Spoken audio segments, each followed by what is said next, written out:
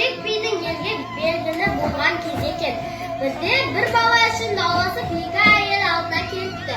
Әйелдердің бірі: мына бала деген жас күнінде ертең мені күнде жоғалтпаған едім. Білмеймін, мына әйел тауып алды ма, әлде ұрлап алды ма? Мынау қыз қажармасып тұр. Бар, бұл менің балам.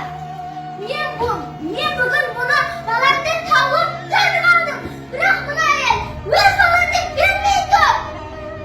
Жоқ, бұл менің балам.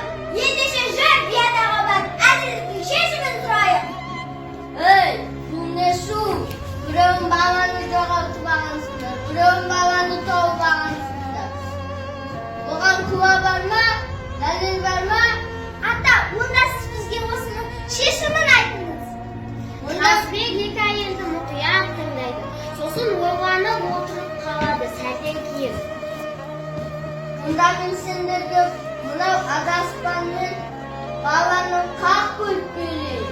Сен осыған ризасыңдар ма?